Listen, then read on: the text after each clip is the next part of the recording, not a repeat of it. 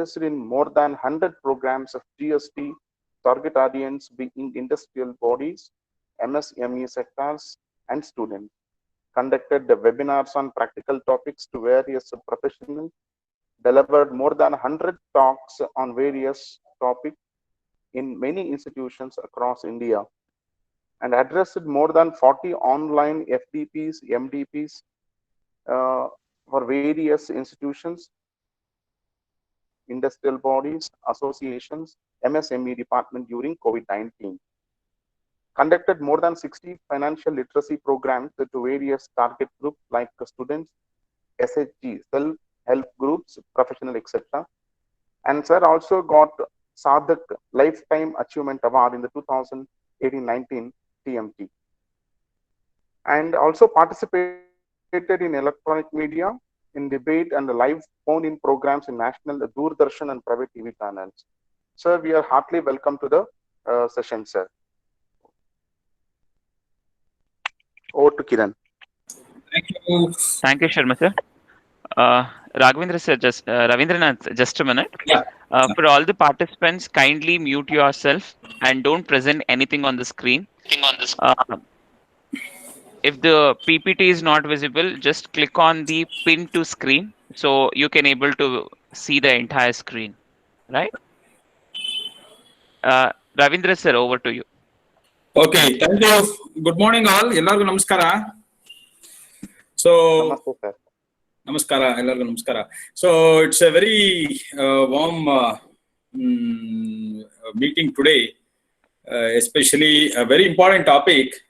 And I would like to thank the management of East West Engineering Institute of Technology and also the faculties who are there today who have hosted this particular session on different topics. I think yesterday was a very interesting topic. I think most of you might have loved that topic.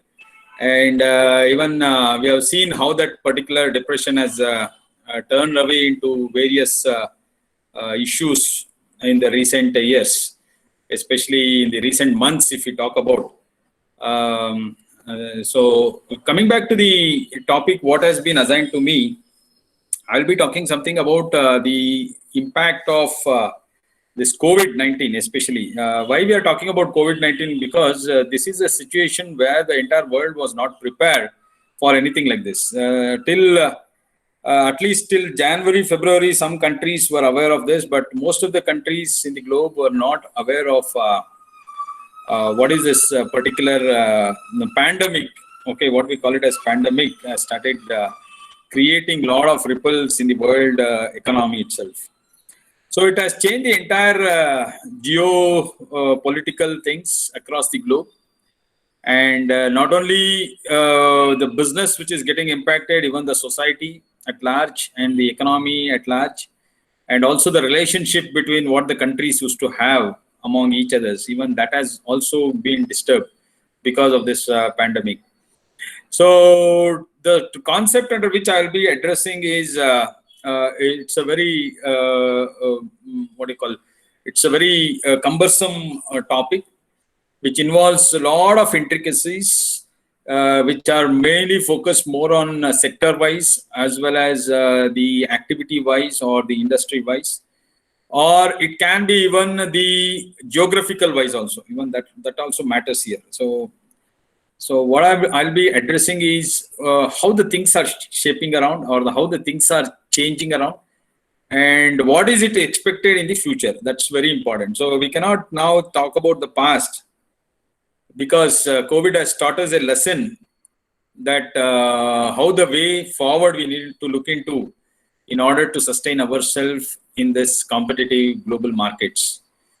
So having said so, I will be just talking about my presentation with the concept of keeping business globally as well as within India in particular. Okay, so let me just start up with my presentation. I don't carry too much of stuffs in my presentation. I'll be just explaining a lot of things which are there in the presentation. So I'll be only putting the bullet points. But I'll be going into the topics in depth when I start deliberating on each of the bullet points. So, reinventing strategies for business sustainability, that is a topic which is there. Sustainability of business is a very key factor today, because the business as such in India today, we have a lot of challenges. And we had these challenges before COVID also. So, seeing back our economy and also the growth rate and GDP factors and all those things at what level India was performing before March, when officially the first case of COVID was reported in India. We had a very tight situation at that point also, and we know where we stood in terms of fiscal deficit and GDP growth rate and all those things. And especially the financial sectors and the automobile sectors and few stress sectors in the economy, how they were playing a vital role in bringing the economy down. So we were already experiencing the global impact on the economy, but post-COVID, that's not post-COVID, post detection of this pandemic. Okay, so once this pandemic was declared, that is when India started experiencing the COVID cases, and which is at the spike today, which is growing at a very high rate.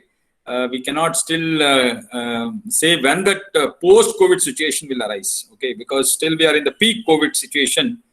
It's highly impossible to comment now on what the post-COVID situation will look like. So the number of cases are going up, and even the recovery rates are going up. It's spreading across all the cities and all the areas across India. And hourly rate of number of cases detected is also going up. So one thing is economy is opened up now. So we have come out of that lockdown stage, and we are now trying to live with this COVID. Yeah, so as usual, normally the business is continuing in the same fashion as it used to continue in the earlier stages, but with some issues and intricacies. So that intricacies and issues are going to happen, and it will be bound to happen in some more months from now. So we can't say that exactly we'll be coming out of this situation by this next 2-3 months or 4 months or something like that. It's highly difficult to predict. But what needs to be now thought of is we need to go for strategic changes, okay, in our approach. Whatever it may be, but we are focusing only on business, but it should be a strategic approach in all walks of life, what we are talking about. It may be our personal life, or it may be our business life, or it may be society or economy or politics, whatever it is. So entire thing needs to go for a strategical change today, because this is something, a situation which has been created where no one knew about such type of pandemic in the coming year, which will be where the entire globe will be affected by this. So even I was reading some articles yesterday when I saw that even in Thailand, and Thailand and Vietnam is also experiencing serious cases now. Even though they were in a very good position to control this COVID in the last 3-4 months, but now again things are going out of their control. Because now they have even started reporting deaths, which was not found in the last 4 months.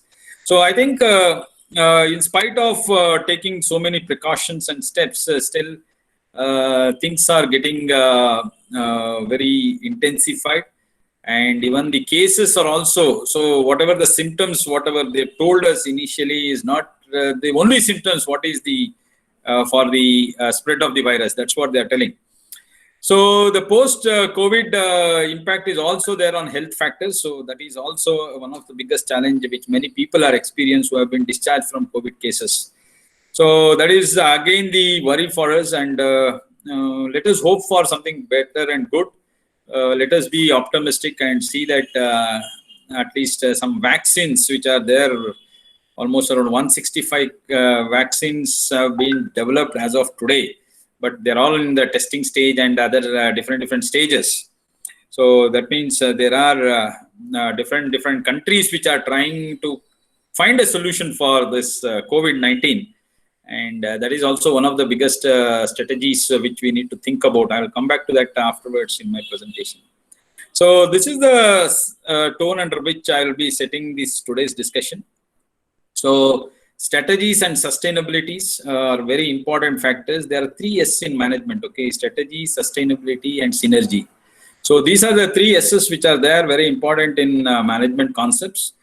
And the two S's I will be discussing today. Synergy I will not be talking, because even synergy also plays a very important role in today's global angle. So let us go back to let us start something with the basic history of how the things are changing after March 2020. So the first one is, I want to just focus on the new world order. So see, this is something changes which has taken place in the recent years, where no one expected that the entire globe will go for ramifications or changes in such a faster stage, because the traditional economies or the traditional global powers, what we used to call it as, now they are not seen in the forefront. Suddenly they are going for a back stage, and there are new emerging economies which have started emerging, and which has become a very important role players in the post-COVID era. So the earlier traditional economies consisted of most of US and Canada, and some European countries, and Japan and China, of course. So these were the countries which were the most dominating countries in terms of trade, or in terms of the global relationship, or in terms of defense, or any matter for that matter. Okay, even for trade purposes also, and business angle also. But today there is a drastic change in this approach. So the new world order is not about these countries. The new world order is something like India is one of the major strategic partners today. And of course, Southeast Asian countries. So these countries have started emerging as one of the key destination places for a lot of companies to start businesses.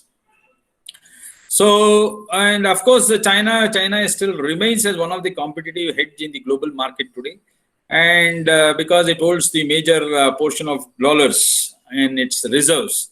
So I think still, in spite of all these sanctions, or trade wars, or even the international community going against China, WHO is also sometimes talking about China, and most of the countries are having their own restrictions imposed on Chinese apps and goods and products and services and all those things. But still, China dominates the world in the economic space, especially, and still it's one of the major strategic country which is going to decide about the future. And of course, US is one country which is there in the old regime and also in the current regime. And still it has some factors, even though COVID has impacted US economy to a larger extent, but still US keeps to be a dominating position in the war against COVID, and also the post-economic reforms which will be out, and the current scenarios, whatever the changes which are taking place in the global concept, especially in relating to economy and business. So I think that these 3 countries are the countries which needs to be watched. And if you see the relationship which is existing mutually between these countries, it's a very surprising thing. Because India and US is enjoying a very good positive relationship, because you have seen in the last couple of months how US is now turning towards India.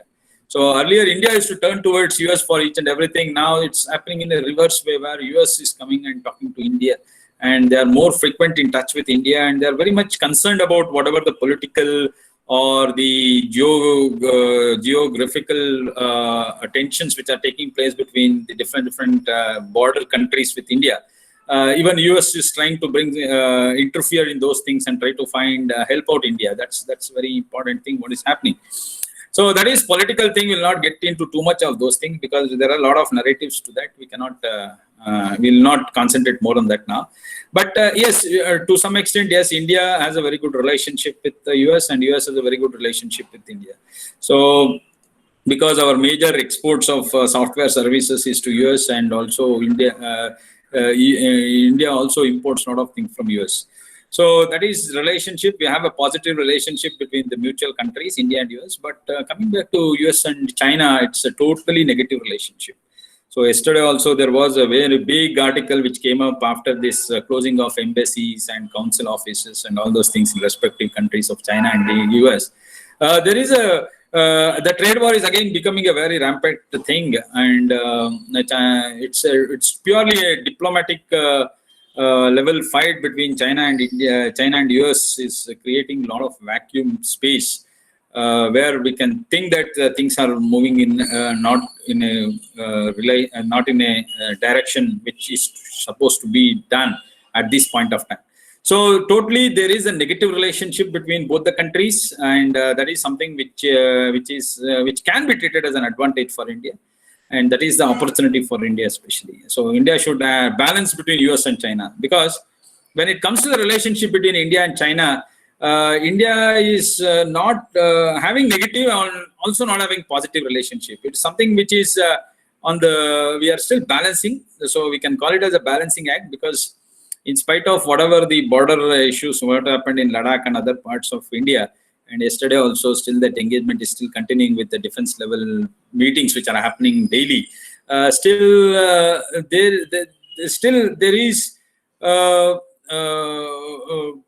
Still we cannot predict exactly what will happen. Even though India banned 59 apps and also 47 subsequent apps were also banned, and also a lot of restrictions were placed on some of the commodities and all those things. And yesterday, I think some of you might have seen in the WhatsApp and all those things, China lost around 4,000 crore business because of India going manufacturing Rakhi on its own. So yes, I think there are a lot of things which are taking place now, but still at a diplomatic level, India and China still are maintaining the same relationship. So which was there prior to the occupation of some parts of the valley in the Ladakh region and all those things. But still we have same type of relationship. Diplomatic ties are still continuing, and still the possibility of talks are happening and all those things. So these are the three important regions which we need to talk about now: India, China, and US. But US and China are totally negative, India and US totally positive. But China and India, still it's a balanced relationship. So these are the countries along with the Southeast Asian countries. So Vietnam, Thailand, and all these countries, Singapore, and all these countries play a very prominent role in the coming years. So this is what the business aspects as of now, and this is how the geopolitical things which are working out in the global context. But the trust and belief what the entire world has on India has increased after this one. That's one thing which we need to appreciate. That has become a very important, vital factor for the Indian economy to now think before we start catering to the global requirements. So that is one thing. So that's about the new world order. So I would just like to talk about. And the next one is open world and integrated economics. See, now when it is coming to the question of the COVID impact, right? When we talk about COVID impact, definitely in business, there is a huge change which is taking place, especially the concept of open world has become very prominent today. So whatever the India was advocating for a long time, right, that Vasudhaiva Kutumbakam, that's what we used to say, Vasudhaiva Kutumbakam, that's what the word we used to use.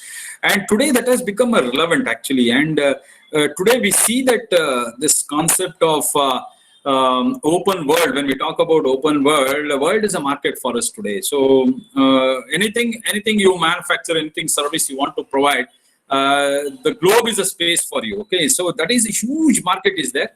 And India being a country with more than 135 crore population, there is a huge consumer market in India.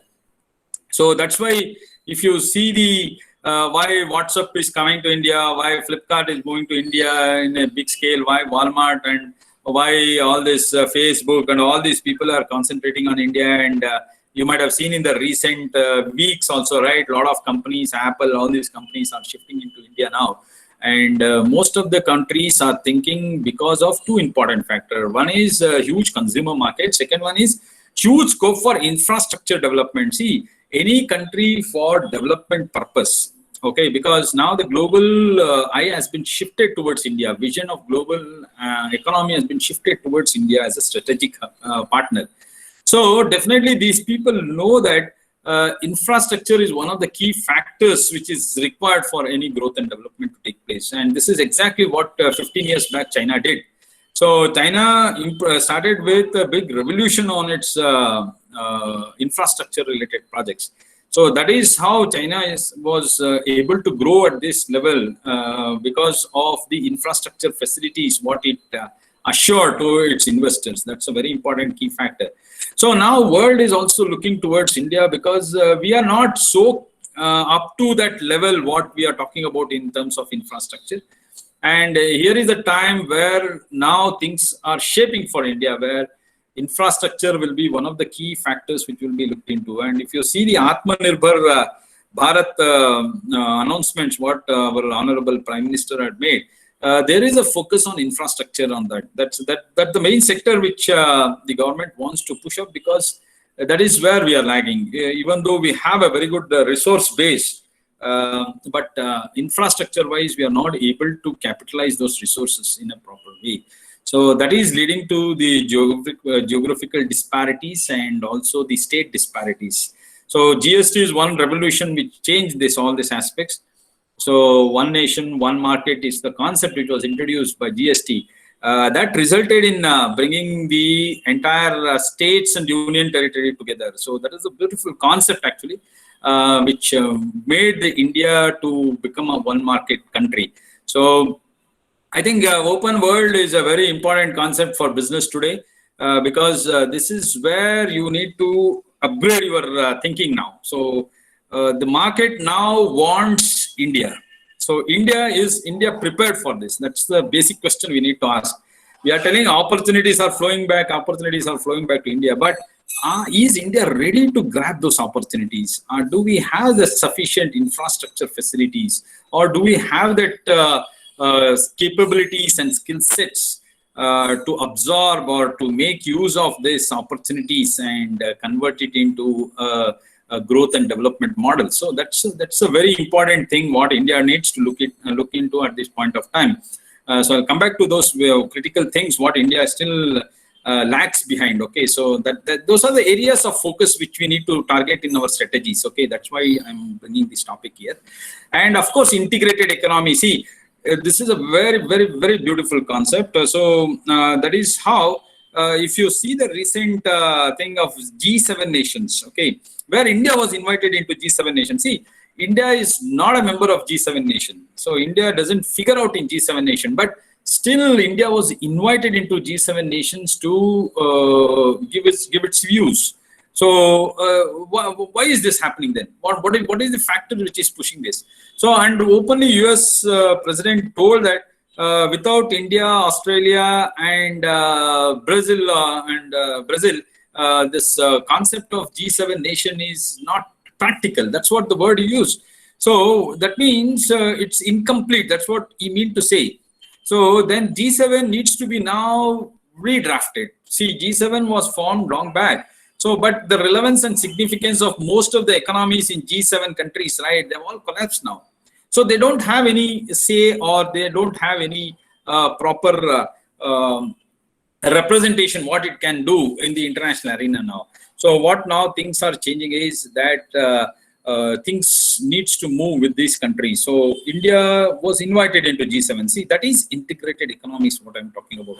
So the economy needs to work together, both internally and externally now. So that's the opportunities which are moving towards. So Japanese economy flopped, or sorry, I'm not use the word flop. It failed over a period of time now.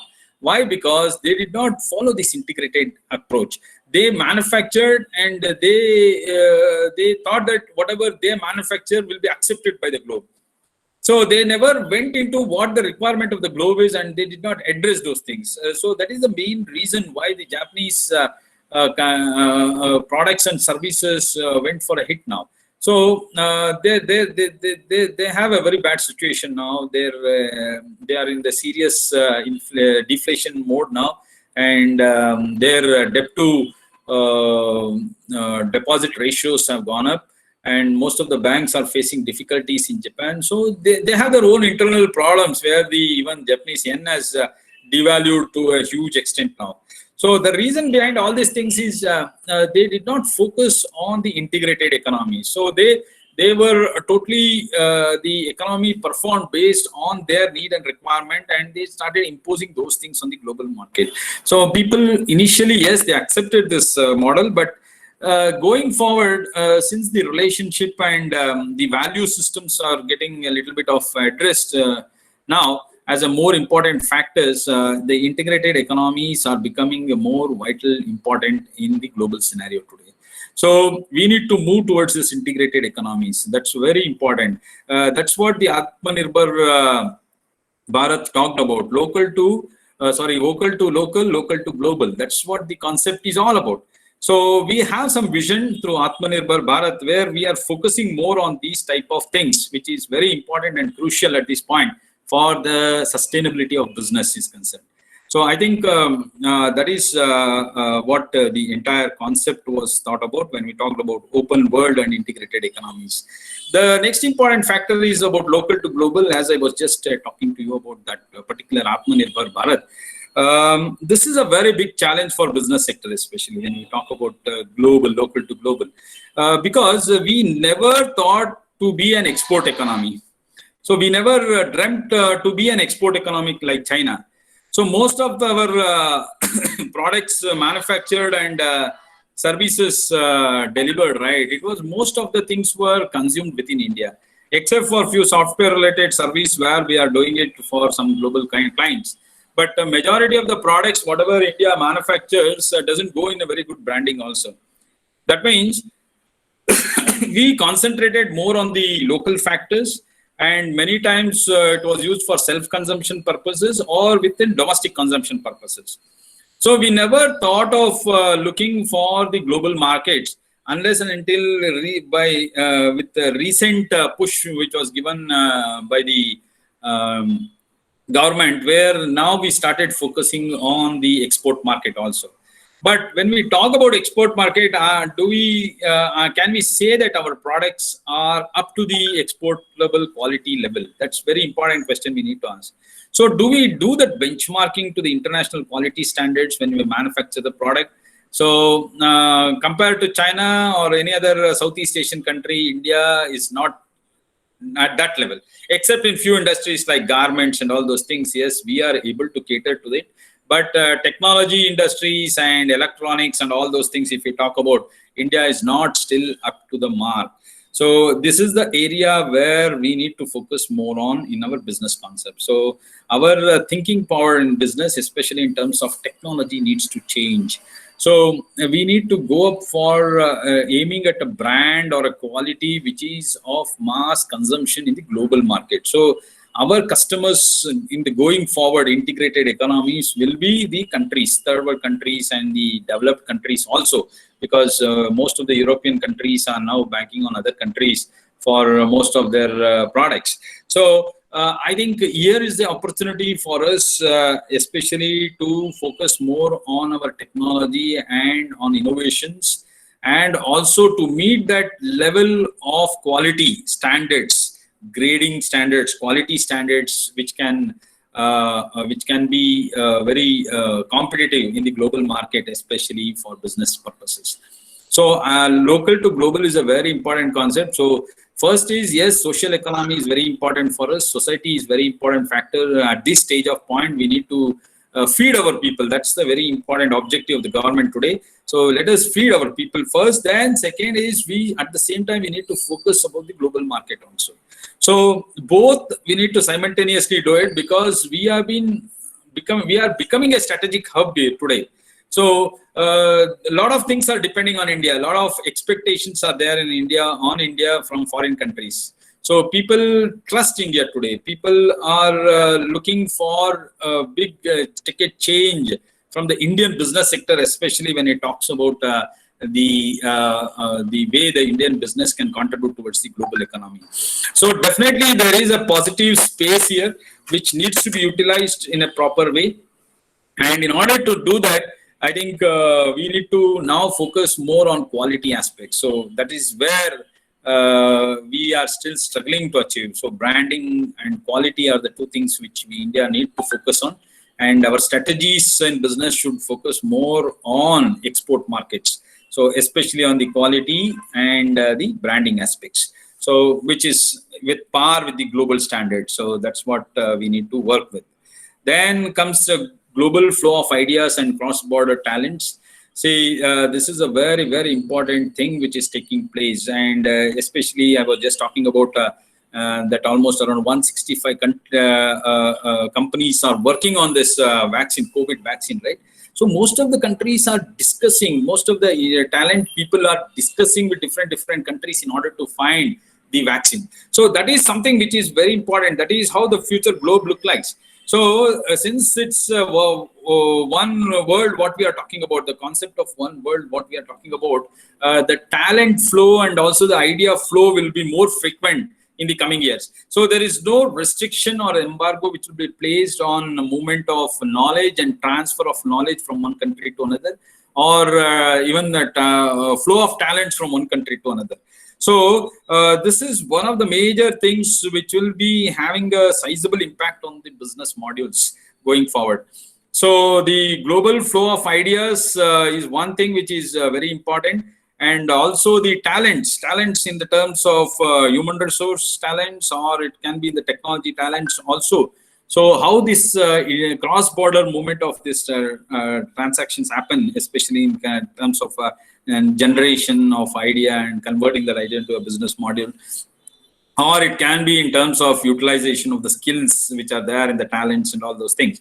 So this is one of the major changes which will be revamping your business thing, which will be there in which we have seen already, especially in some of the technology industries of where there was robotics and automation and AI types of things which were introduced.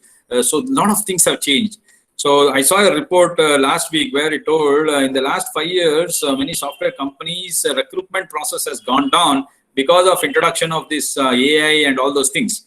So definitely there is a sharing of all these things. And coming back to India, we have seen that this migration of the expatriates, that's a very important thing which has happened. And almost around 360,000 people have already migrated from different parts of the countries to India back, and still a lot of people are there in queue who are trying to come back to India. So you can now see the enormous talents and the idea people will be coming out who has got a lot of experience from all the global angle. So those people coming back to India and they starting up some ventures, or they getting involved or absorbed in some companies, or they becoming a consultant, or they becoming freelancers like this. See, we can expect all these changes to happen in the coming months.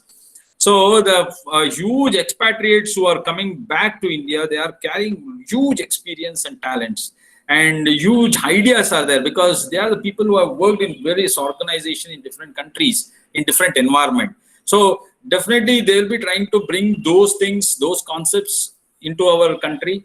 And since we are also looking for the major push, definitely there will be a clash between the local ideas and local talents with the global talents and global ideas. So definitely this matching concept will have a very big clash, but we need to sustain those things. That's a very important point in business, what we are thinking of.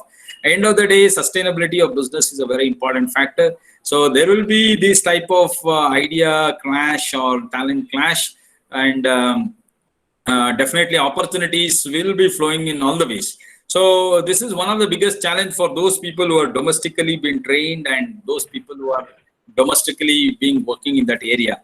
So I think this is one of the important factors which we should not forget when we are talking about the revolution which will be taking place, especially in space of the various talents which will be moving towards India, and also the ideas which will be coming from various countries. So there may be chances that some person who has been working in somewhere, because see, the COVID has taught us that everything can be done on virtual mode. So initially we had hiccups in all these things, whether we can go for virtual mode or not. How do we do it, and whether India is capable of going for digital things, all these things. but the recent last 4 months experience shows that yes, we can do it. Everything has gone digital, and one of the major thing is even manufacturing companies are also going for digital. See, we thought that only service people can do work from home, but even those people who are working in quality inspection, production, and all these people are also gone in manufacturing industry. They are also now on digital mode. So I think the stereotype or the mental block what we had all this time, now suddenly that has been taken over in the last 4 months. Just because of this pandemic, which has turned around the entire business scenario itself. So if that is the case, definitely the industries here can look for some CEOs or CFOs who can sit from somewhere outside countries on a consultation basis. They can hire that person and they can take the ideas and also the talent. They can make use of his knowledge and talent in order to streamline the business here. So yes, that practices was there in large companies, but I think now this will be shifted to all the companies. Okay, so that is the future thing, which is one more important aspect which I wanted to cover in this particular topic. And of course, this is very important: disparate industry and technology. So disruption is taking place at a very, very, very faster rate today. See, if you see the history of the industrial revolution which has taken place, the first industrial revolution, that is industry 1.0 to 1.2, it took almost 120 years. So it started in somewhere around the 18th century and went up to 19th century. So we had that industrial revolution which lasted for more than 120 years. But when we go to 2 to 3, it took only 70 years. That is the lifespan of that industrial revolution from 2.0 to 3.0. It was only for 70 years. So for the industrial revolution 3.0 to 4. It took only 40 years. And now if you see industry 4 to industry 5, industry 4.0 to industry 5.0, it took only 20 years. That means things are changing at a very, very faster rate. There are a lot of small companies which are challenging big companies today. So that is this disruption which is caused by a lot of companies today. So as and when we speak today, right, we see a lot of companies which are being challenged by big, small companies. So that's how the entire big companies are collapsing because of challenge faced by the small companies, which are putting forth a strong challenge by innovation. That is the new technology innovations or bringing new changes in the business dynamics. So those factors, I think, is one of the serious challenges for industries to survive. And this is one of the factors which you cannot ignore it. Disruption is one of the factors which you cannot ignore it in the business sense. So this is one of the very sensitive area and also very important area. So because the changes which are taking place, especially in various sectors and also in various technology fronts in business, you can still think of before you bring in some innovation, there is already a new innovation which can take over that. So that we have seen that disruptions are taking place, and that is inevitable. You cannot totally say that we'll be out of disruption and all those things. It's a part of your business. Okay, so we need to compete with this. We need to take it in a positive sense, and we need to fight for this. So there are a lot of industries which will be more exposed to these disruptions, and they can see some challenges coming out of these companies, which can cause a lot of business impact on them. So this is something which we need to struggle with and strive with, and we need to focus on ourselves with bigger changes in our business module itself, where we can sustain this disruption. So both in form of industry sustainability and technology sustainability, where we can find solution for these disruptions. So that's what a very important thing which was there. And I think most of the companies which are finding this disruption, they are able to cope up with the situation by bringing tremendous changes in their creativity. So that is a very important skill sets what the industry will look into, and upskilling the existing staff is a very important thing. So multitasking and upskilling the people with the latest technology and all those things. These are the things which can make you competitive in the business. So the strategy needs to be worked out in each and every industries, where we can focus more on bringing these changes in the industry, and that needs to happen at a very faster rate. So I'll give you one small example of the case of India. Okay, in India, the upskilling days, if we call it as upskilling days, that means if we want to skill a person to the next level, it takes almost around 92 days. That is almost 3 months time is required in order to upgrade this person's skill set. So this is something which needs to be now relooked at. Because if you see the global average, it will be around 25 to 26 days. That's what the average says. So it's around 24 to 26 days. That's what the average says in order to upgrade a person with the new skill sets. But in India, we are taking 3 months. So that needs to change, and that will change definitely. So COVID-19 has brought that change today. So today the multitasking is done at a very high level. So multitasking means same person will be asked to be trained in different spheres of activities. So it's just like backup plans will be ready for that person so that he can take up the assignment as and when it comes in his favor. So today multitasking and going for upskilling in various thing is very important. And I think that needs to take at a very positive galloping mode now. So that mode of galloping of these things will help you in repositioning yourself in the business in a very competitive manner. So that needs to be addressed as a prior thing. If I want to focus more on the strategic move, this is one of the important strategic move: upskilling and multitasking. So the days, upskilling days now should come down to somewhere around 30 to 25 to 30 days. So that's within 1 month, we need to be in a position to upgrade the skill sets and move into the next level. So either this can be done from the institute like the East West Institute of Technology. These are the people who need to train their people to get upgraded with the skill sets. Or it can be done with the apprenticeship and all those things and various programs what has been launched by the skill ministry. Okay, so even that can be done as a very important, that needs to be done at a robust pace now, and that needs to be done. Yeah, that can also be one of the guiding factors in order to upgrade the skill set at a very faster rate. And of course, the industry should have its own training and skilling department where it needs to focus more on these type of activities. So that can solve a lot of your disruption issues. And I think disruption will be there. Okay, so that is part and parcel of business going forward.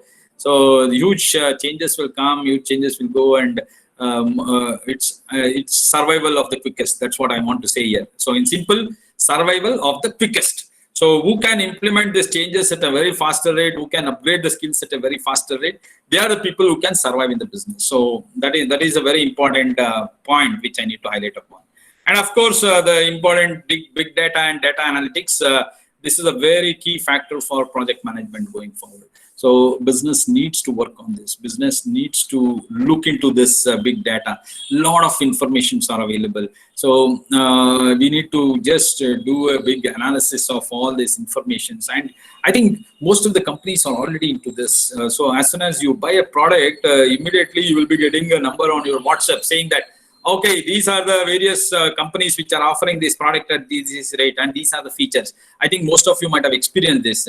And even if you're in education sector also, if you are going for some sites and if you are searching for some books or some topics on some particular syllabus or something like that, so once you register there, they will be sending intimation as and when you look for some books, right? Immediately 5 to 6 information comes on that book, or different types of authors who are there, and how many data are available on different platforms. See where all the ebooks are available, what are the content. See, everything is shared. See, that is big data. That is data analytics. That is what someone is watching you. Someone is looking at you. That's a very important thing what you need to work for. So I think that is the very important factors which needs to be looked into.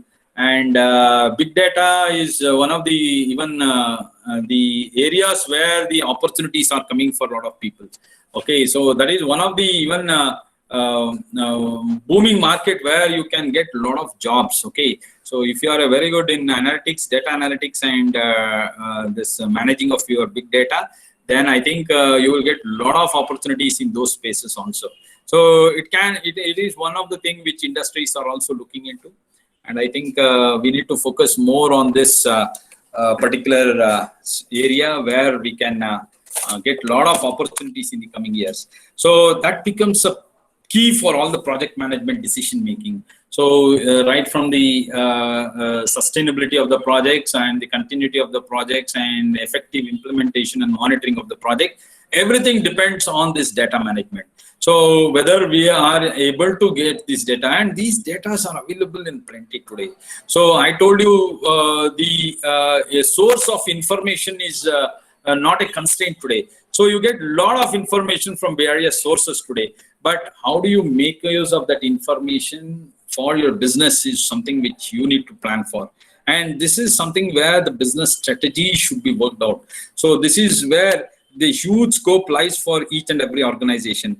Today, only except for a few big companies, most of the companies doesn't take this as a serious thing. So we see a lot of issues with MSME sector, especially where they are least bothered about these type of thing. But they are the backbones of Indian economy today. So MSMEs are the backbones of Indian business today. 40% of exports happen through MSME sectors today. And they provide almost around 70% of our jobs are given by MSME sectors. So there are around 6.5 crores MSME sectors which are there in India. But the main problem with this are many of them are in informal and unorganized sectors. That's the basic problem which has been identified with these MSME sectors. And even though they have huge scope for the next level of operations which they can drive India towards, but the factor is they don't use these technologies like big data analysis. Their job is only restricted to only few specific geographical locations. They are not thinking in a big way because of they are not being able to understand these concepts. So no one is there to help them out, especially to address them in these technological angles, which are very important in order to get new customers and new businesses. So I think this is one of the factors which needs to be now thought of in all the business front, especially in order to collect the information, collate the information, and use the information in the right direction in order to help the business to flourish in the future years. So big data and data analytics are very important concept, which most of the industries in India are still not familiar with. And this is a market where huge jobs are flowing into. Okay, so if you are good in analytics skill and problem solving and logical thinking skills, right? I think this is the area where you need to look for opportunities if you are looking for getting employed. Or if you are an entrepreneur, then I think this is the main area where you should focus more on, because you can cater to the needs of customers and you can look for your customers easily, their taste, preference, and where they are placed and what their expectations are, what the quality they want. See, everything can be analyzed through data analytics, and reaching to the customers is a very important topic today. So how fast you reach and how quick you reach and how best you provide the services to them, that is what makes you to be in business today. So that is the biggest challenge. I think the strategy needs to be towards looking at big data and data analytics. That's a very important factor. Then talent on demand versus talent on desire. See, there is a tremendous shift in this aspects, especially in terms of engineering students or management students who are coming out of big B schools and all. So today there is there is less demand for talents in the space of talent on demand. So people are now going for more on talent on desire. So many companies which went for the campus selections in a lot of engineering colleges, especially I'm talking about the top class engineering institutes which are there in India, and also top management schools which are there in India. It was surprised to see that many of the students told them that they don't want to work for one company. Instead, they want to provide their service to two or three companies. Okay. See, there is a serious change in the talent on desire. That's the concept which is now becoming a more prominent focus area. So people want to work for more than 3-4 companies as a freelancer or as a consultant or whatever it is. So most of them are not interested to work as for only one company as a consultant. Earlier they used to write, right? As soon as they used to graduate, there used to be a campus selection which used to happen. In this campus selection, the person who pays the higher salary or the role which offers the better prospects, right? People used to go and join such companies. So today that is not the case. Today there is a little bit of shift in this type of approach. Talent on demand is slowly coming down and talent on desire is going up. So that is because of people, the graduates, the graduates thinks that they can be a contributor in various ways. Instead of restricting themselves in particular organization to that particular role, why don't I support the different roles which are there? And why don't I start working in the areas where I think I can contribute instead of what they can dictate and what I need to perform my duty. So there is a drastic change in the approach of the institutions and also the level of thinking of those people who are graduating out from the engineering and management institutes. Where they are thinking of, yes, we can contribute in different forms.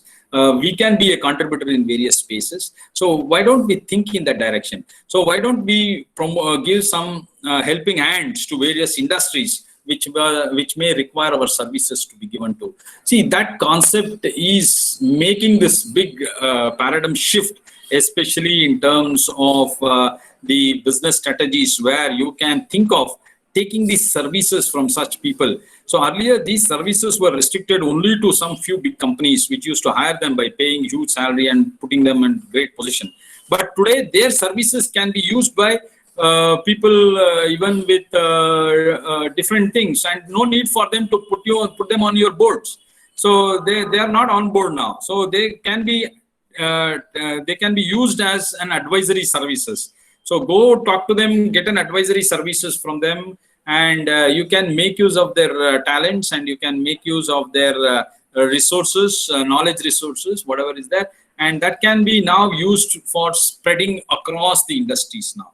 So it was earlier meant for only one particular firm. Now it can be spread across various industries. So that is talent on desire. So that is the paradigm shift which has happened in the recent thing, and this has become as one of the proactive factors for the business people to absorb such talents in various ways and to accordingly get timely advice in order to face the criticality or the challenges which will be arising in business.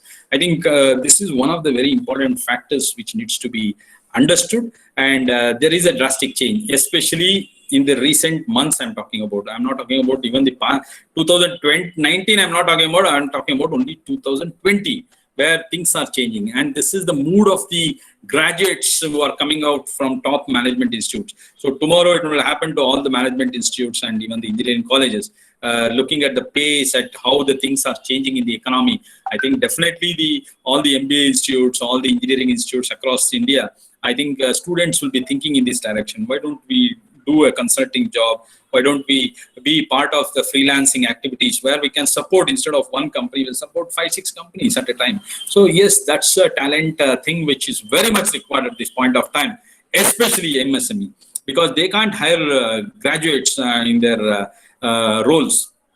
Very difficult for them to hire a highly educated graduate from a top B school or something like that. They cannot hire those people because of their own constraints which are there. So I think you giving of services to such MSME, I think things will change in the coming years. So strategically, when I'm talking about business strategy, I think this plays a very important role apart from data analytics also. So this is a very important subject I wanted to throw some light on. Then coming back to the key areas, which I think will be very important is, I've just broken up the 4 important aspects in business today. So one is business itself, the other one is the people, and the other one is about people I'm talking about, and the next one is about the process, and the last one is the structure. So I've broken up the entire organization into these 4 important aspects. One is the actual business, what they're doing. The second one is about the people who are there in the business. And the third one is the process or operations, whatever they're doing. And of course, the whole structure, how it looks like. So there is a structure on which the entire business is rolled upon. So the structure is very important because that defines the business objectives and goals. So, and seeing this, I think there are some parameters which needs to be worked out now. See, seriously, we need to work out on these parameters. These are the key areas where I think the more important observation needs to be made. And these are the strategic points we can think of in order to make the business more sustainable. So one is, in case of, let us go by one, let us go to the business first. So business as such, what is today? Okay, what was 4 months back is something which is totally gone for a change. So you cannot still continue doing business in the same fashion or the same way what you did 4 months back. So there is a changes which has been caused by this COVID-19, which has changed the entire the thought process of the business itself. So it may be first point I would like to tell is product becoming services. So many times we thought that there are a lot of products which we used to show in balance sheet also sometimes. Okay, we used to show in balance sheet that these are all the goods, assets which we have. But today most of the assets are becoming services now. So to give you an example of something which existed earlier also, like Ola service. See, most of the people now are not interested to own a car. If I tell you this, you become surprised. Okay, you think that this guy is telling something wrong. But the study has shown that most of the people interest is not for going to Ola or Uber, not for going for purchasing their own car. So those people who are crazy of car, right? Even such people are now thinking that why I should own a car? Why should I go for maintenance? Why should I have a driver? And where to park that vehicle? That's the biggest question today. Where to park that vehicle and how to drive that vehicle in cities, especially because of this congested traffic and all those things. It is becoming a headache for people to own and maintain a car. So instead of that, I can get a car at my doorstep, whatever the luxury car or whatever the type of car I want. Why don't I look for that car? So many people are now thinking in that direction. So most of the people, even though they own car, but they still prefer to go by the cabs. So cab services are available now. So most of the people are, I'm talking about the younger generation. I'm not talking about the middle generation and the senior generation, which is very much fond of these type of procuring these assets. But the younger generation who are just coming out of the college or who are just completed the college in the last 2-3 years, these people are those who are not interested in such type of activities. So that means earlier, which we talked about products, now they are being converted into services. So I get a car now at a rental or lease basis. I can go to any state and I can even go from one city to another city. I can travel within the city at a very convenient modes. So that I can think as a option now. So even that was one of the example, and even the service apartment concept. Okay, service apartment concept is getting major boost now. So many youngsters, especially, I'm not talking about the middle level people. I'm talking about the youngsters who are coming out of the new generation people, what we are calling as. So when they come out, right, they are not now keen on buying their flats or constructing the house or making the real estate business or something like that. They are least bothered about it because they are the people who have huge talents and they don't want to get settled in one geographical area as such. Their services are now getting transformed into various geographical areas. So if I'm there in Bangalore today, next 3 months, after 3 months, I want to just go to some other space, state or some other country and try to relax myself. I just don't want to be in Bangalore now. So I'll go out. So I'll go to some Gurgaon or I'll go to some Lucknow or somewhere. I'll be just wandering around. Okay, in India, or I'll be going outside India also. So most of the things have changed now. So the concept of owning a building has become the concept of owning a service apartment. So you get a full furnished service apartment, you, as per your wishes, you can hold that service apartment, pay the service charges, and you enjoy. See, end of the day, I am looking for a bigger thing. I am looking for a bigger change. So these are the very important business concepts which are changing, and strategically whether I am ready to give such services to my customers. So that is again a very important factor which I need to look into. So the products becoming services are one of the challenging things what the businesses which are running on that particular principle needs to adopt now. So that is a very important concept again which needs to be thought of. Reverse merger. See, this is one of the space where lot of changes have taken place. So earlier we used to see only the big companies buying the small companies, but today small companies are buying the big companies. That is reverse merger. So reverse merger is happening today at a very, very fast rate, and you might have seen about India also how many of the country, especially the Mittal groups which are there, so how they were able to acquire a lot of steel industries in UK and all. And even the car manufacturing industries, Indian companies are now acquiring back the top brand foreign companies also. See, reverse merger is something which is inevitable in business today. So the synergies work out here, the synergy or the areas of geographical operations and the mutual benefits what these people will get out from this mergers business, right? So reverse merger is one thing which is highly proponent today in the business. So this is also one of the models which are now focusing more and more on. So reverse merger and reverse transitions are something which is taking place in business today, and we can expect more and more type of reverse merger happening in the coming months, and whether our business is ready to such things. So are our business ready or open for such type of changes which will be imminent or which will happen in the coming months, whether we are prepared for it, whether we have that potentiality to move towards such type of arrangements. That's a very important thing, and that is the strategy what the business should look at now. And of course the business disruption to opportunities. So most of the disruption I told you already, so it will be converted into opportunities. So we are moving towards disruption to opportunities. So whatever the things happened. So that has happened for a good purpose or a good cause. That's what the strong feeling we need to have, and we need to look forward. See, innovation and creativity takes place only when there are such type of disruption which happens. So disruption will make way for more and more innovation and creativity where things will change. And adopting and coping with the changes are one of the biggest challenges which the sustainability model of business should focus on. So we need to redraft our business modules. We need to align our business module in order to make ourselves competitive in the global markets. So that is one of the important factors. Still, there are many factors because of proximity of time, and I just wanted to focus only on key areas. So that's why I told key areas. I'm focusing only on these. There are a lot of other things also because of it's a big topic. Okay, so I cannot explain you within 1.5 hours. I cannot complete all the particular areas. So I only focused on main areas, and I'll be focusing only on those things.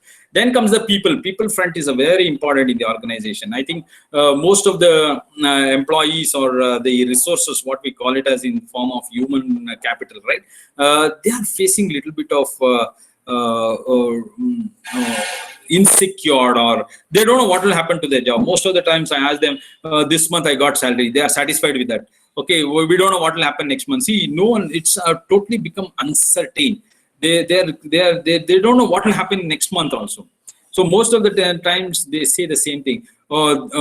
This month, okay, my job is safe. Next month, I don't know. So today we had our projects.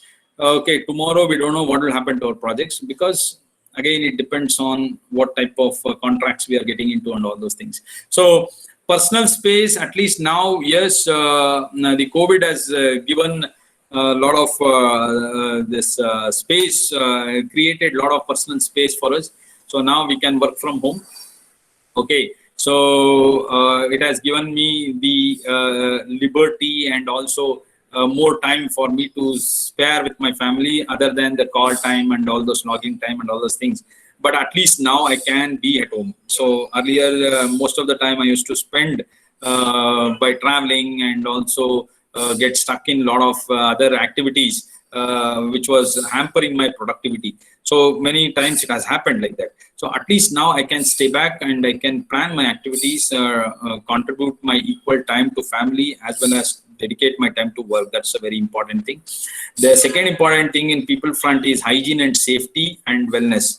So hygiene has suddenly become a very important factor now. So most of the people who used to go to frequent restaurant or roadside eating and all those things, right? And junk foods, mainly junk foods, right? Drastically it has come down.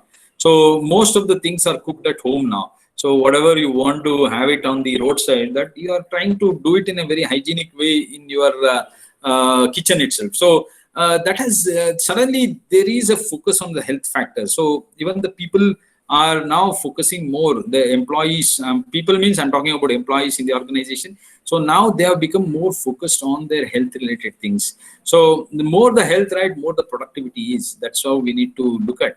So earlier they used to be exposed to a lot of stress and all those things because of they working from home and because of their being given flexibility in their work and all those things.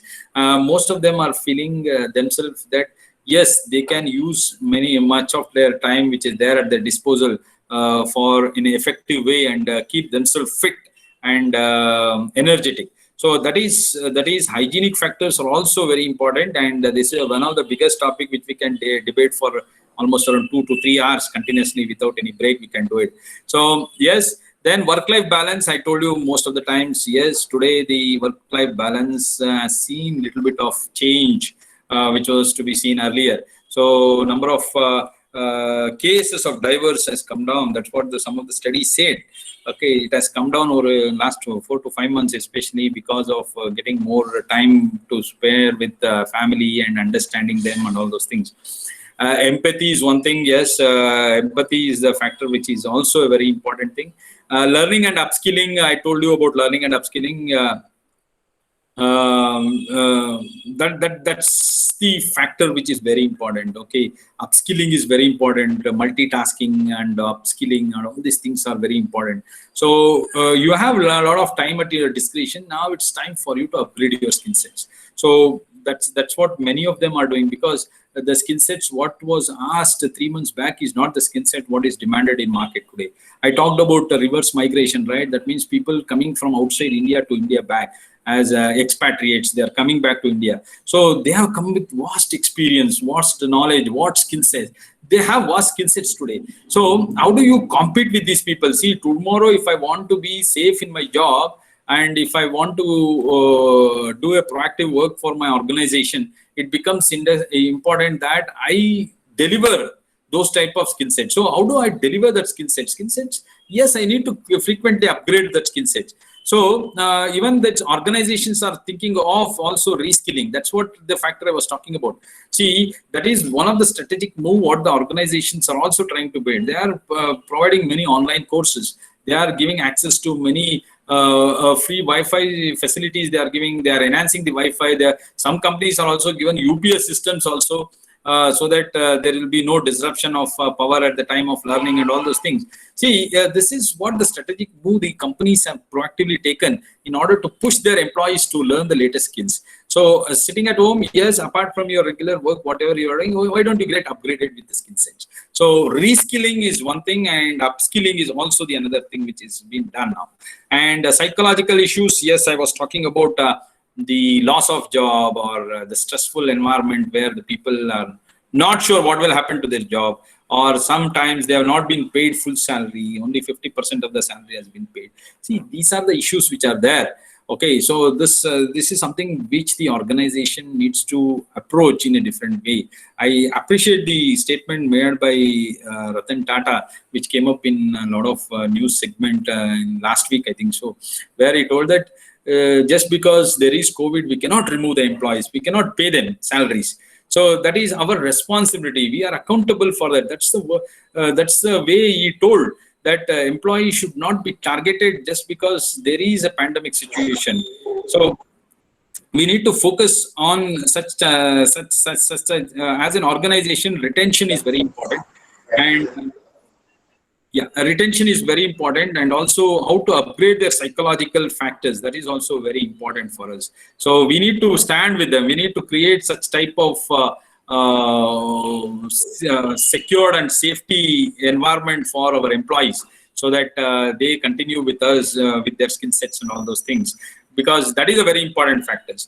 Then process, again, there are a lot of things which needs to be understood in process, especially the contracts. So whatever the contracts which were there, which used to run for many years, right? So that needs to be changed now. Modification in contract terms are happening now. So revisiting the contracts, revisiting the contract agreements with the suppliers or with the customers, and all this needs to be done. So especially where the contracts were signed for long-term period, right? And due to this disruption, whatever has happened because of COVID-19, revisiting the contract and bringing the changes in the contract has become a very important factor now. Then technology, of course, we have discussed in length and breadth about technology. I think, again, AI, automation, robotics, and many companies have already, I told you that many companies have already reported increase in revenue because of not going for more hiring. So when they asked why this was the situation, because they told, instead of more hiring, we have gone for more technology. That is, we have used more AI, more automation in our process. So because of that, we have less human resources and more investment in technology, which has created more revenue for us. So that is a thing what many companies, top 5 companies, okay, I'm talking about top 5 companies in India, they have told about all these things. So technology has changed, and the business needs to align with these technological changes. This is one of the important strategic things which needs to be worked out. Then distributed work culture. So distributed work and gig economy are both, I think someone is disturbing. Okay, thank you. Distributed work and gig economy. Gig economy is one thing which is now become suddenly a very important thing. So this freelancing was there for a lot of time, 10, 15 years back itself, this revolution started, gig economy started, but suddenly now that things have changed now. So organizations are now thinking, why to hire a person and keep them on our roles? Instead of that, I'll go for giving that work or assignment to someone outside as a freelancer on hourly basis. Let him charge for 2 hours, 3 hours. Okay, I'll get the work done from him. The quality work from a quality person, because the skill sets are available in the market today. So this repatriation, I told you, right, they are the people who will be the major contributors in this gig economy. So they will now start, and also these new graduates who are coming out with a lot of experience and talents who wants to showcase themselves. They are the people who are now thinking of, why don't we do it as a freelance? Why don't we support 5-6 companies instead of working for one company? So gig economy is gaining very, very important role, wherein you can get the latest skill set people working for you for some hours. Get that fix a rate for per hour basis, and you hire a person, give that task to him, he will complete the task and give it back to you. So that is the strategical things what many companies are adopting today in order to get the work done at a very faster rate and in an accurate manner. So the gig economy is one of the important process change which will be taking place, and this is there in a lot of economies long back, but this used to be done by small people earlier. Okay, you don't believe that gig economy was only for small people. Okay, they used to outsource their work. Instead of they hiring a person and doing it, a small businessman there, they used to do it. Now the situation is that big companies will go for gig economy. That's the biggest change which will be taking place in the coming months. And of course, the basic structure of your business itself, work from home is one culture which we have taught about, and it has resulted in very positive things for the kind of company, especially in terms of saving a lot of revenues. Okay, saving a lot of cost, not revenue, sorry, saving a lot of cost to them, especially because of work from home culture. Your meetings which used to take place in posh hotels and where logistic arrangements used to be arranged and transport used to be arranged, like if you want to do it in Mumbai or somewhere in Delhi or something, you used to fly people from here to there, and all those things used to happen, putting them in big lodges and all those things, posh lodges and all. So entire such cost, logistic cost of your restaurants and your stay, boarding, transportation, everything has come down now. Okay, so even attending virtual exhibitions now. Okay, so this is something which is very interesting. Virtual exhibition, so you can attend exhibition anywhere in the world, sitting at your home. So you feel the same type of reception and all those things. What you enjoy when you go and visit that place. So to that extent, the entire cost has been saved by the organization today. So that is the work from home culture has changed the entire business dynamics. And this has gone to manufacturing sector also. I was telling about this point, right? So And there is huge cost which can be saved through this work from home concept. And some people are complaining that what happens if we have already bought a huge apartment, office space, and all those things, where we are paying per square feet area so much in big industrial belts and all. So yes, there are issues for that, where there is a service industry which can be done from home. Majority of the work can be done from home, but manufacturing still they need to go to the factory itself. But except for the other roles where they can do it offline also. But majority, 70 to 80% of the work in manufacturing still needs to be done at the workplace itself. But work from home for service industry is one big thing which is coming up as a challenge. That cost has been reduced, and this has become one of the key areas for even negotiating on the price of international business also. So there will be a contract negotiation now where the company should go into, and they can also work it on that basis. And the next one is about infrastructure. Infrastructure, yes, I told you in the initial when I talked about New World Order and all, infrastructure is one of the biggest push which will be happening today. So how the companies or how the business firm will take this advantage is a very important thing. If you see about the latest announcement of the Karnataka Land Reforms Act, right? So where even anyone can buy the agriculture land now. So they have taken back that section 78, 79 of the Land Reforms Act, which was passed in Karnataka long back, where it restricted only with people with up to 25 lakh income per annum. They only can do it. Beyond that, they cannot buy the land, and all those things. Conditions were there. A lot of conditions were there under 78 and 79 section of that particular act. But all those things have been taken out now. So they have made it okay. Anyone can buy the business. Any businessman or any person can go and buy the agriculture land now. So they have removed that restriction. So now the scope is getting wider. Instead of concentrating only on one particular area or city, now the second tier cities have been opened up. Okay, second and third tier cities, and due to smart city project and all those things, all the facilities are now being shifted to other areas. So it's a time for us to move back. Infrastructure is one thing which is very, very, very important in development of business.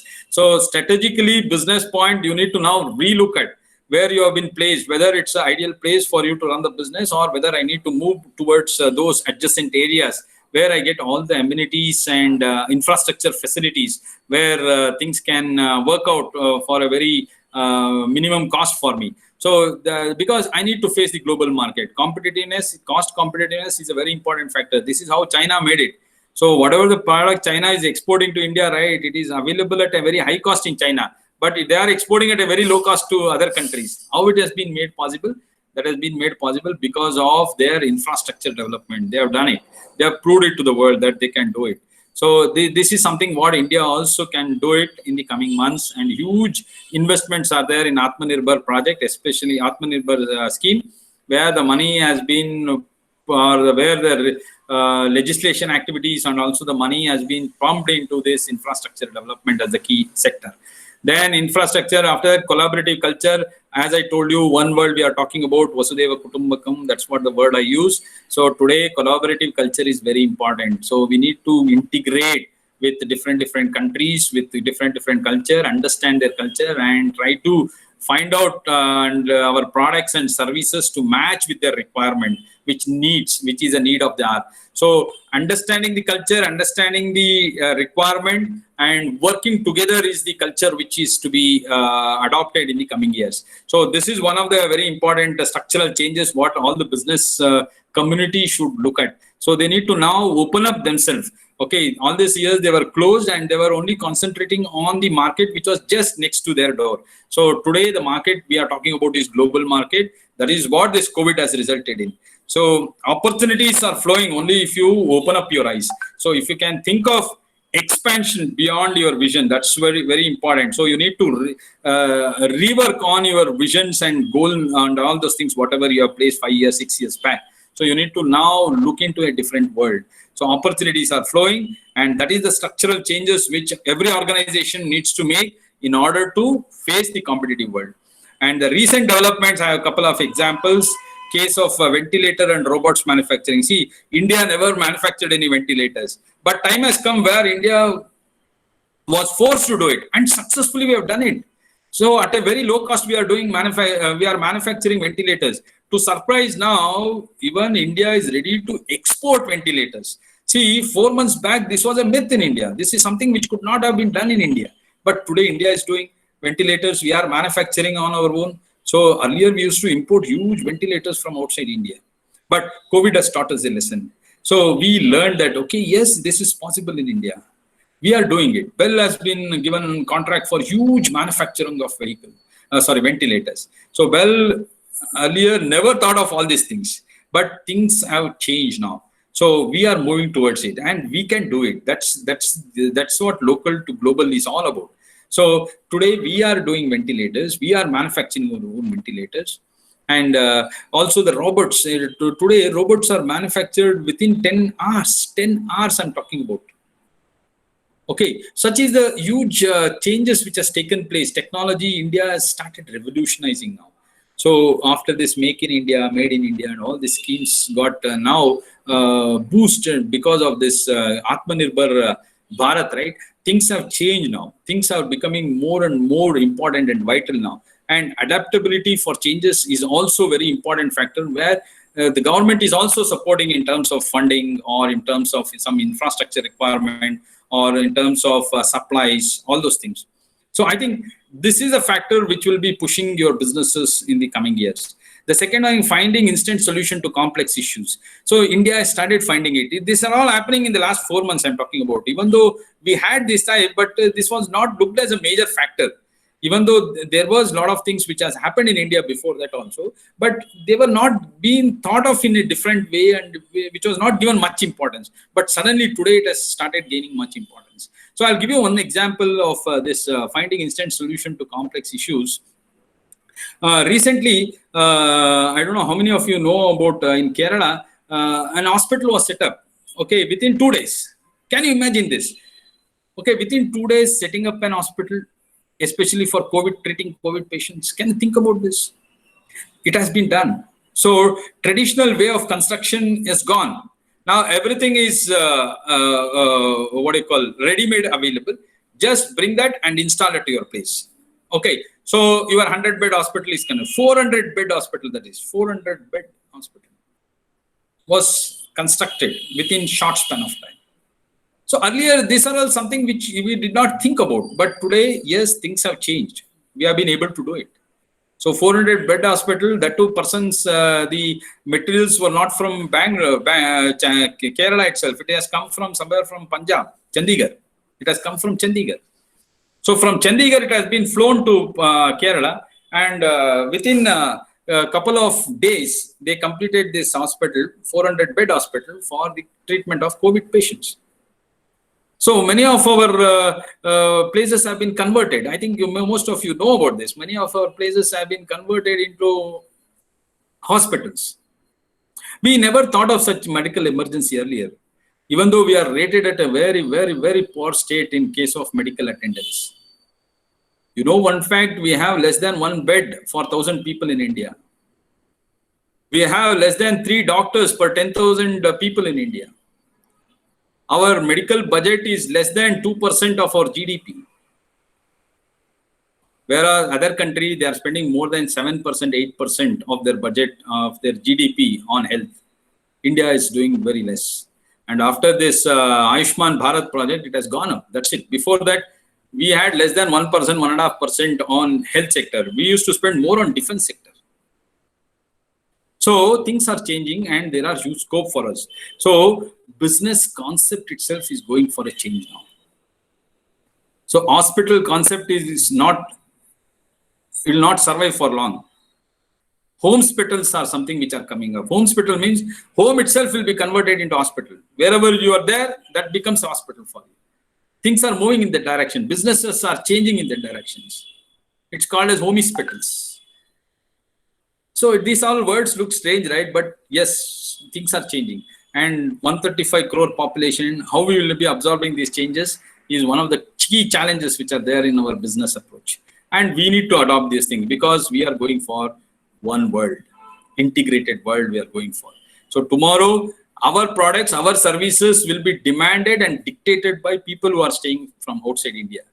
So we will be losing that right of dictating ourselves. Some people sitting outside India will dictate, I want such type of product, you manufacture this. We want such type of services, you give these services. And we need to cater to their needs and requirement. That is what the one world looks like. So each one of us will be yielded to whatever the world looks at. That's what our concept is. Flipkart launches B2B market space for Kirana stores. I think most of you know about this. So these people never thought of coming down. Okay, they thought of that we will be working only to the certain level of people and will not come down to the lower strata of the people. But see now, things have changed. Flipkart has started already B2B market space last week, in the last July, 24th, I think so, 24th of July, they started it. And e-commerce business expands beyond cities. See, these were something which never happened before COVID came in. Now in district places also, you get Amazon and Flipkart products. They have been shipped into even that area, district level areas also. So now they used to cater only to major cities, but even the adjacent cities and district areas also are getting now accustomed to these e-commerce industries. Things are changing, right? So business ideas should change, business module and business concept also should undergo a change now. JioMart to connect local vendors. This is one important major thing. Jio already 33% of Jio stake has been given out. You know, WhatsApp and Facebook and all these big companies, 10 big companies have taken all these shares.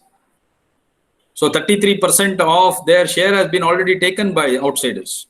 Why these people are coming into India now? So that's what I told you. Huge consumer base, lot of opportunities in India, and business needs to go for it, ramifications.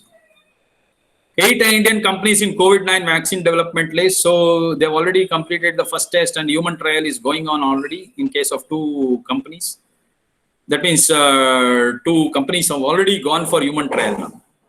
So what is this then? See, all these years, we never thought of all this research being one of the important factors. Hardly we used to spend 1.67% of our expenditure on research. Today, there is a need. Industries needs to flourish. Business needs to now focus more on these type of research industries. And it has come up now. So business needs to go for a change. Focus on trust and value system. This is one of the very important thing why people rely on India. Why China lost its business? Because trust deficient. It's not because of Chinese people. I'll tell you one thing. Jim Cook, one of the CEO or CTO, I think so, of Apple industry, right? Last 2 months back, he made one statement. So someone asked him how comfortable you feel when you are shifting the industries from Chinese to other countries.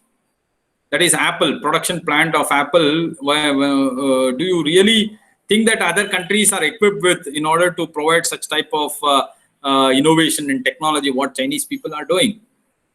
The answer was, he said, no. Chinese have around 8 lakh app developers. 8 lakh app developers are there. Today, you give them the concept, by tomorrow, they will be ready with the app. That is the level of skill sets what Chinese people have. So he told he is not comfortable, but because of restrictions from the international bodies and his own country, he is forced to do it. There is no other alternative, but somehow they are not happy with moving some of the industries from China to India, especially technology related industries, because the skill set of Chinese is not comparable with anyone in the globe as of now. But they are forced to take some vital decision. They are being forced to do it. But are we ready to take the challenges? Because already there is a one big Apple 11 or something, I don't know about the model, which has already come to India. The production plant has already started operation. But are we ready to cater to such level of technology, innovations and creativity? Do we have so much level of staffs or engineers who can design such type of various apps which can be used for various purposes? 8 lakh Chinese app developers are there. Can we imagine this type of app developers, highly sophisticated app developers present in our country? That means, yes, we need to now bounce back. Opportunities are flowing. Only thing is we need to now grab this opportunity by upgrading ourselves.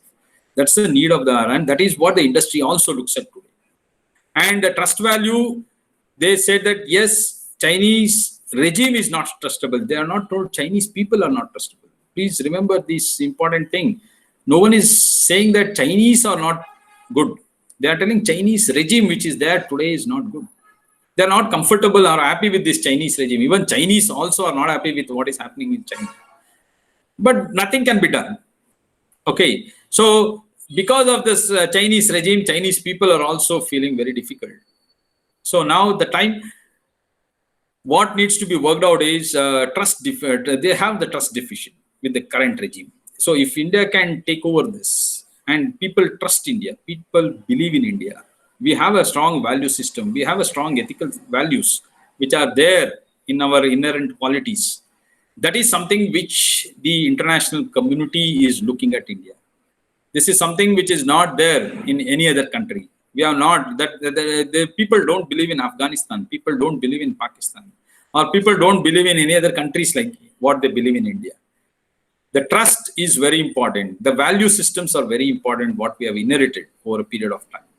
So that is making our, so ethics are something which needs to be practiced in business. Whatever may come or go, ethical values, we are not supposed to sacrifice. Business ethics are very important. That needs to be continued in our organization. That's very important factor. Manufacturing industry resorting to work from home, I told you about all these things. So Atmanirbhar Bharat, this is the last point of my presentation. So Atmanirbhar Bharat, the concept I'll just tell you in 2 minutes. I'll not get into detail of this because most of you might have already known about this topic. See, what I want to focus here in Atmanirbhar Bharat is why this came in. Why when Made in India was there, Make in India was there. Why we did not have the same concept there also. See, the concept was there, but the way we are now interpreting the things are different. Now we are moving from local to local, local to global. That is the concept what we are thinking of. Trust is something which India has gained over a period of time from different countries. So we need to convert the trust into strength and opportunities for us now. Atmanirbhar Bharat is one thing which can push us to that end. We can move towards that by using this Atmanirbhar, because here focus is more on social development rather than economical development. Once you have a proper social development, definitely economic development will follow. All these years, post-1991 liberalization, we could not take that in a positive sense. We did not do it. One may be because of the coalition politics which ruled the Indian economy. The 20 years of post-1991, right, we had either 6 or 10 parties, sometimes even 17 parties joined at the center and they formed the government. So there was a lot of challenges which India went through because of different policies, different principles, ideologies, clash and all those things. But we were not able to do it. We could not reap the benefit of the post-liberalization effect. Somewhere India could not gain much by 1990 and post-1991 economic liberalization. That was basically main reason for that is because we lacked intent, we lacked interest, we lacked vision. That is the main reason. But today, yes, there is a vision for us. Social development by going through local is the very important thing. Localization brings most of the social changes. Okay, we are seeing this impact today. So agriculture, sowing has gone up. Okay, because the this COVID has created a lot of vacuum in terms of creating more rural people going back to rural areas. That has created huge, enormous resources there. Many people are available for work in rural areas now. The sowing pattern has gone up now. This time the sowing in most of the districts of various states, it has gone up before this monsoon. And monsoon is also predicted at a normal monsoon is predicted. That is one more energizing condition which has put India into that. And at the same time, the Atmanirbhar Bharat has announced a lot of schemes in rural areas, especially in terms of promoting the daily wages, in terms of Manrega and all those things. So now there is a positive mood in developing the rural economy also. So social factor combined with the rural factors will push the economy back into the normalcy. So we need to wait for some time. If you see the last week report, even though there is a negative development in a lot of industrial activities, but the gap is now narrowing down. So in couple of months, we'll move towards the normal level. That's what the predictions are. Okay, so this is one big area, Atmanirbhar Bharat, which has even not only talked about bringing a lot of schemes, it has talked about a lot of policy matters also and a lot of legislative matters also. Legislative matter, for example, like amending the APMC Act, amending the Mandi Act, amending the Essential Commodity Act. See, these are all the legislative impacts which are there from Atmanirbhar Bharat. So they have talked in all the areas. They talked about from infrastructure related areas, they have talked from legislative areas, they have talked from policy matter areas, so they have talked from rural empowerment areas. See, all these things have been totally taken care of in Atmanirbhar project. It's not just like Make in India or Made in India slogans which were given in the earlier years. So having said so, these are the important things, and I would just like to say thank you for you people to be a patient listening today. And if you have any questions, I can take it. So yes, definitely, if you ask me what about the future of India, India has a very great, bright future because our country is full of youth population.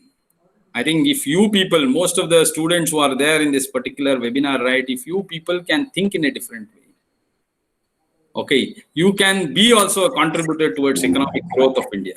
So if you can think, you can be a guiding factor. I think you can bring a change to the major economy. Thank you for your patience listening. I will be happy to take questions. If you have any questions, you can just ask me. Yes, sir. Thank you so much, sir. Session. So now I would like to call Professor Santosh Kumar for a question and answer session. Santosh, over to you. Hi everyone. If you have any questions, you can post in chat box, or you can unmute yourself and ask question.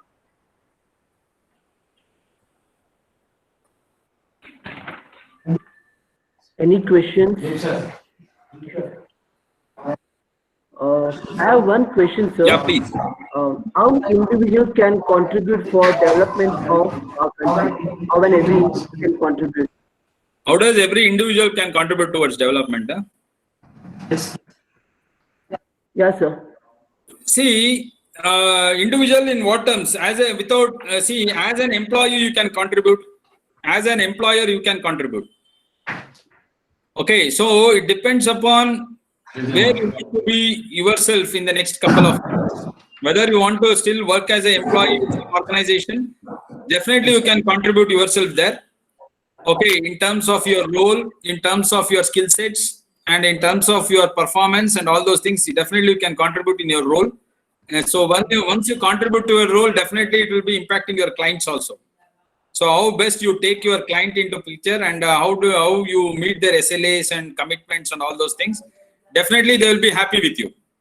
Then if you are an employer, you can just start up a small consultancy firm or a business firm where you think you have that skill set with.